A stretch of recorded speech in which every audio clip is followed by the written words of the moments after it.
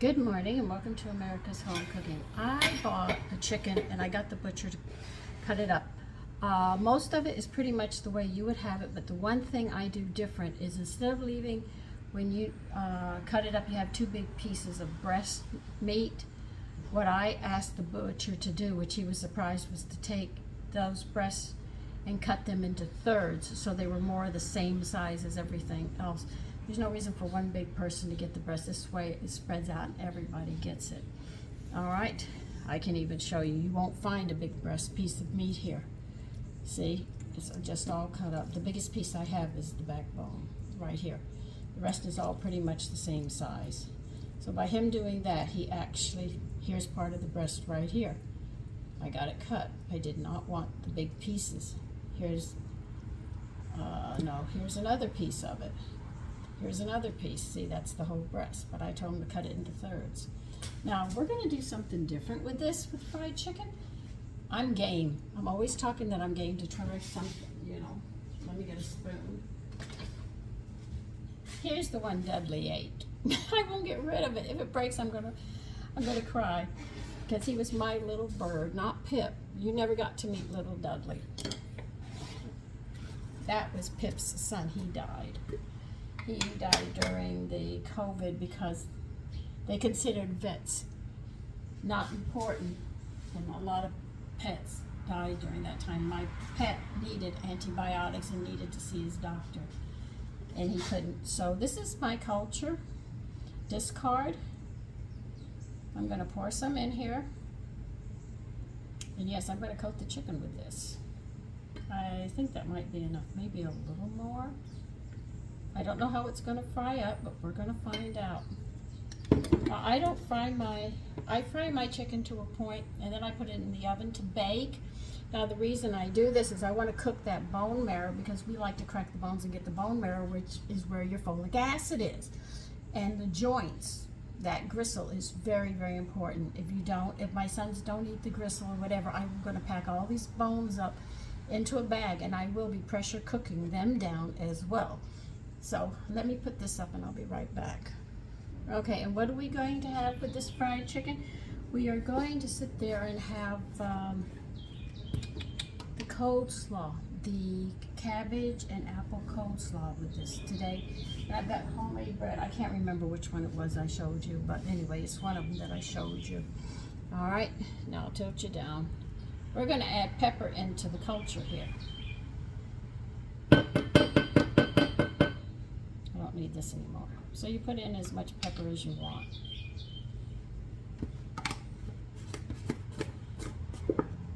And now I'm going to sit there and add kelp to this. It's salt. This is my mixture. It's not actually kelp. It's salt and kelp blended together. And I use that, a more nutritious salt, because it has less sodium, which causes water retention. And the kelp has less sodium and very high in iodine, which our body needs. I'll get a fork and stir that up.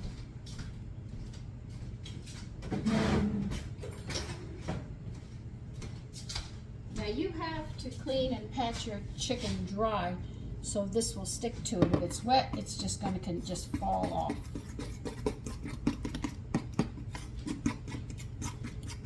So we're finding out sourdough culture and the excess that we usually plant into the garden. We are finding out that we can use it in other areas. It makes excellent muffins. I mean, it really does. So I usually use it in place of the milk for the muffins, and where they have liquids, be it water. I try this to see how it's going to work. Now we're going to coat this.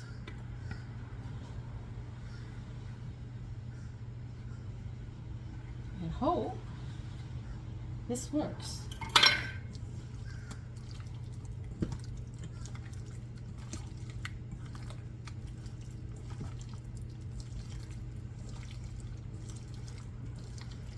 Because people will put yogurt on it, they'll put buttermilk on it. So I said, shoot, why not this? This should work very well.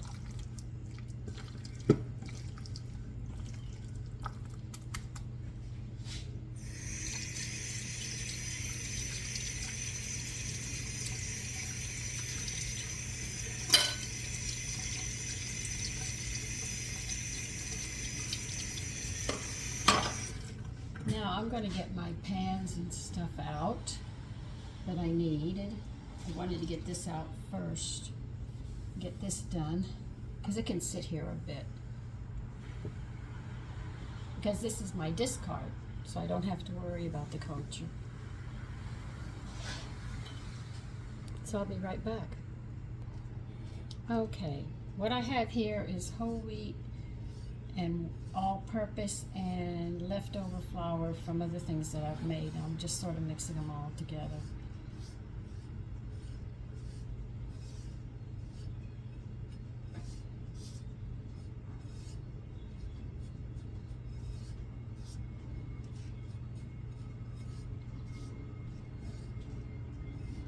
I guess we can make extra if I put the panko in here too. Let's put some of that in too. Where did I put the panko? I've got. It just came across my mind, so it wasn't that I forgot it. I just said, why don't you try it? So I gotta try.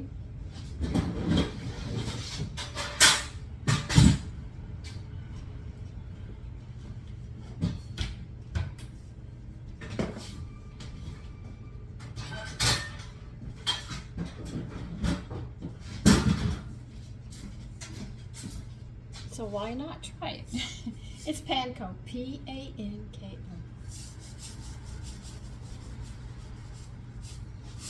And we'll see how it comes out. Why not? If it doesn't work, it doesn't work. If it works, that'll be great.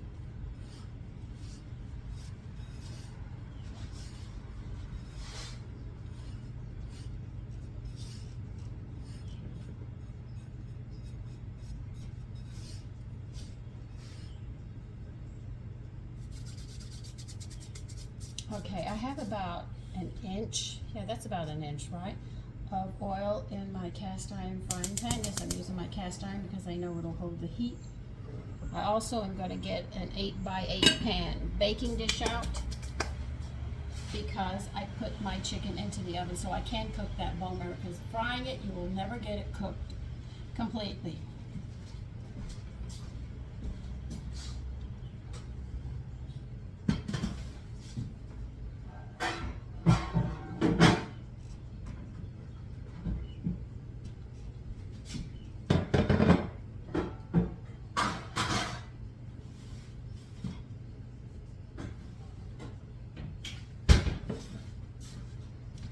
So this is why I will put this in the oven as I fry up. As I put the chickens on, I will sit there and turn it up to 350 and just let them finish baking so I can get that part done. Now, I know I'm running out of room again. All right, my chicken is coated, so now we're going to do this. Okay, I can't show you everything. It doesn't all fit in front of you. I'm doing the best I can.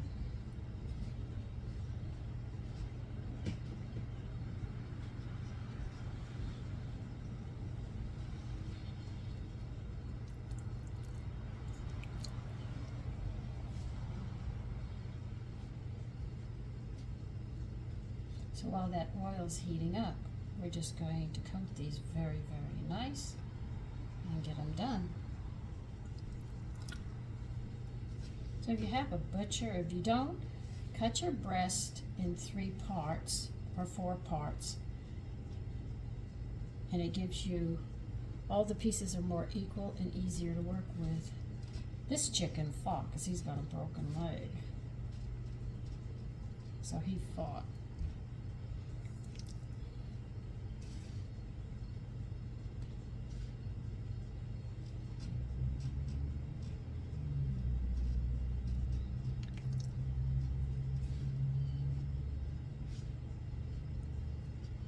So we'll see how this comes out. I hope it comes out really, really nice.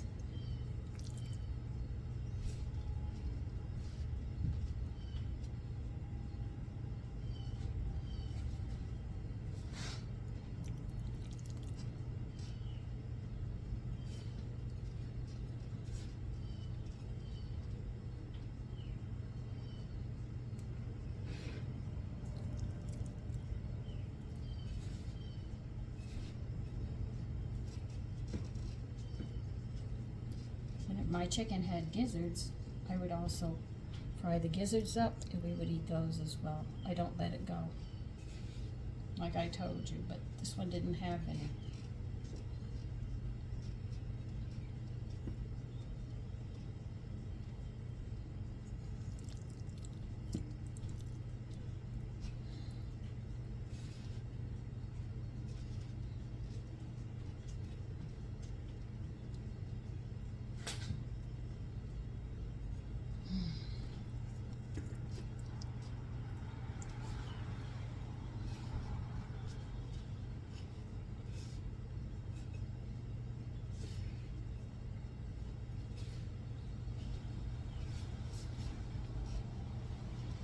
Okay, and this piece here.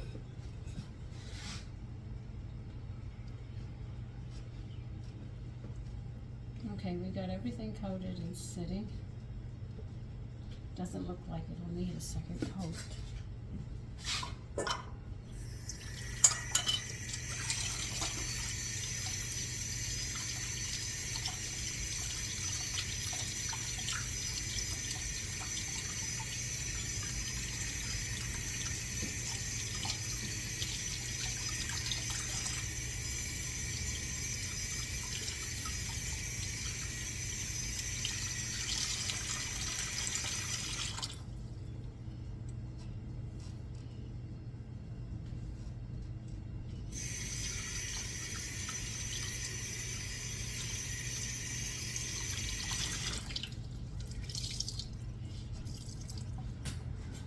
See, if you wish to cook like a chef in your own kitchen for your family, you can. You don't have to race through their 20 minutes, because remember, they're cooking for other people.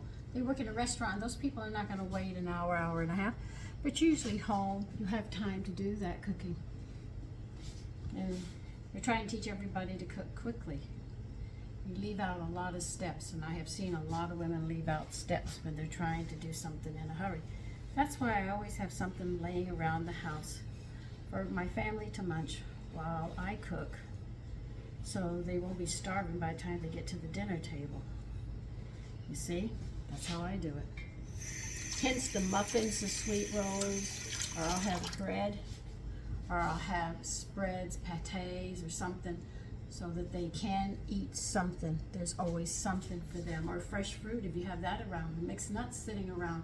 Granola cereal sitting around. They have something that they can eat till it comes to that time.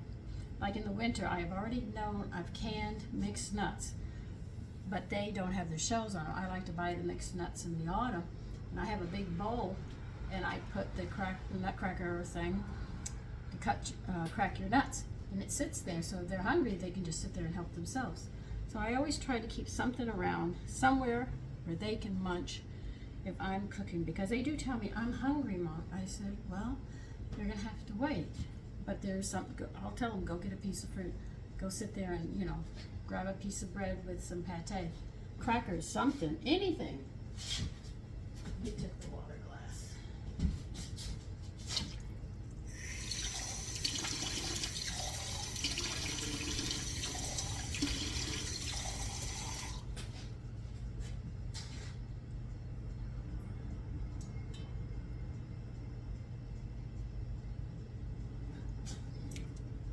Do I have time to do other things? Sure, I get the house clean and stuff. And there are days we're having leftovers. Tomorrow's leftovers.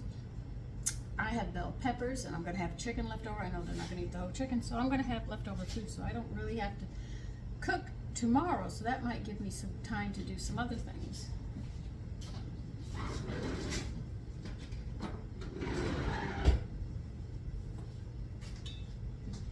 I might get... Gee, I'd love to start working on that tablecloth again. Yes, I'm embroidering a tablecloth. It's a cross stitch, but it's sunflowers. It's a beautiful color, and I like it.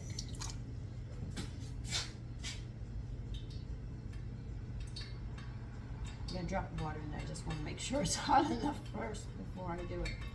Now remember, when you cook with cast iron, once it gets hot, you have to turn the flame down on it because it keeps getting hot.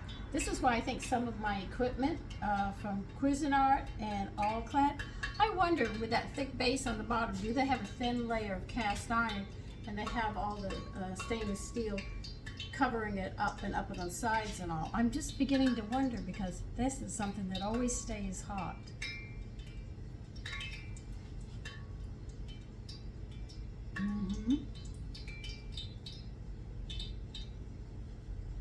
Try not to let your oil smoke heating up, because that's when you start destroying the nutrients in it and it goes rancid.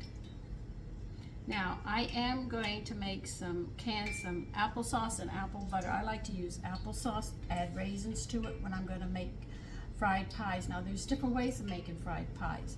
You can sit there and do them in a frying pan with butter, or you can deep batter fry them, or you can bake them in the oven. There's many different ways of doing it. I like my own way. I have two ways. I don't like the deep fried ones, but I do like them with that butter taste. So if I'm going to bake them, I'll make my pastry with butter, so I have that nice buttery taste. So when you pour the icing over it, you get that beautiful. And if you use vanilla, you got all, or you could add any seasonings you want, or you could just leave your icing plain. Oh, listen, there's so much you can do. You have no idea. All right, I'm going to lay my chicken in, and then I'll bring you over. I just have to find some room. Oh, let's take a wing. Oh, what else do I want? Oh, here's a piece of it we'll put here too.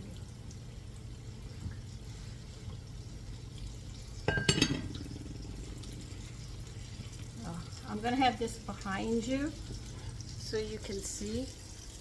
I'm not going to have you do the whole thing, but just showing you. We'll see how this is going to come up.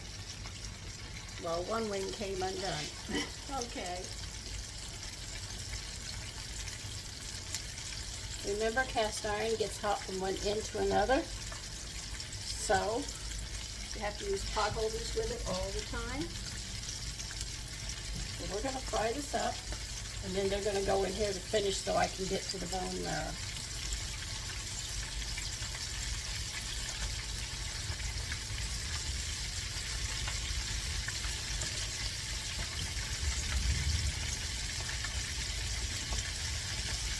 And by the way, that coleslaw and the cabbage, the tangy cabbage apple slaw is delicious. You should try it. I would recommend. It's a different way of having it, but God, it's so nice.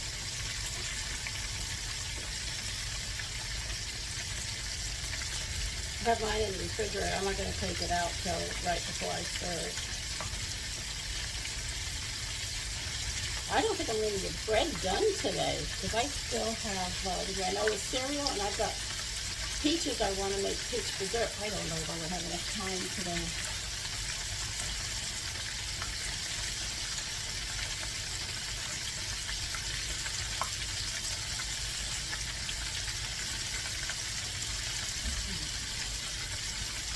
But see, frying chicken in a cast iron is really nice, because when you have the other pans and you add the chicken is not hot.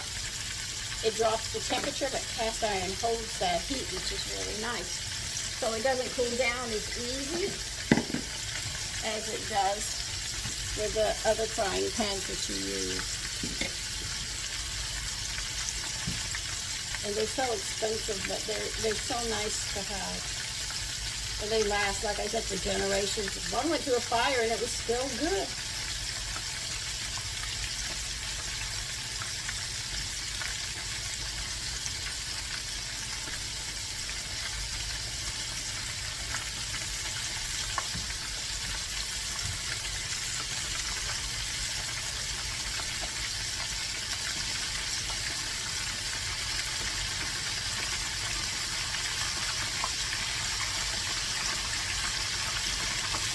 I hope this works.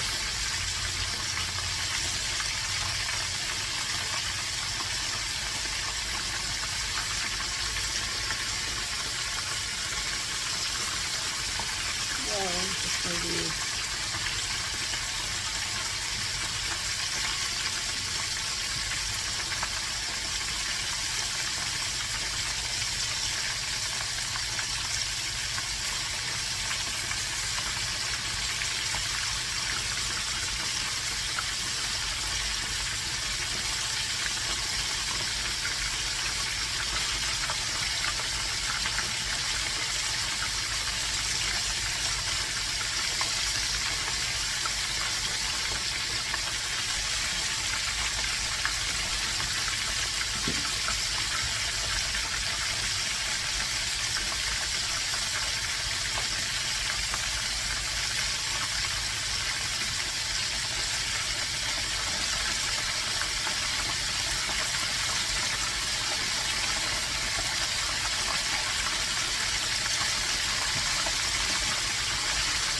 I can't wait to see how this comes out. I do not know how it's going to come out. We're going to find out in a hurry.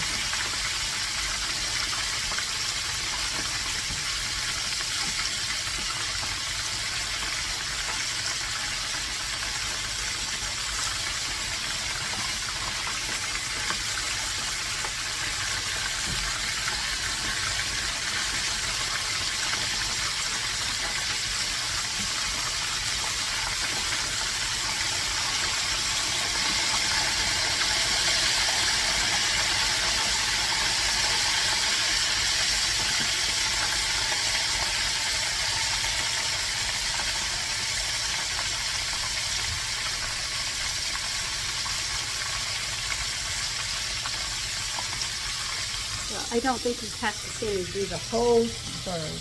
You got an idea. I'll show you as soon as it's done. On a side note, I have these vintage kitchen collection pot holders, and they're really nice. Here they are. It reads, "The kitchen is the heart of the home." Okay, and in the back side here, it has a hand for you to slip your hand in, so you have your pot holders like this. Or if you want, you can do it just like this. But these I haven't seen in a long time, and they're very nice the way they're built for your hands. Okay, I am basically taking the last piece out now.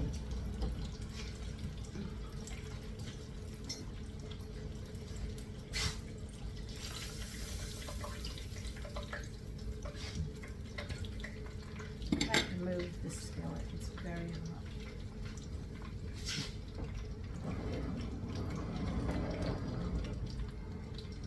You can't, with a cast iron skillet, touch it till it cools down, and that's going to take a while. But the chicken seems extreme. Oof, I'm going to burn my fingers. I'm not picking it up. I'm just going to tilt you down so you can see it. Let's see. Here it is, right there. I'm trying to pull you back so you can see it. And it's quite crunchy. I think that panko is a good idea to use. So, you take care and have a great day. Bye-bye.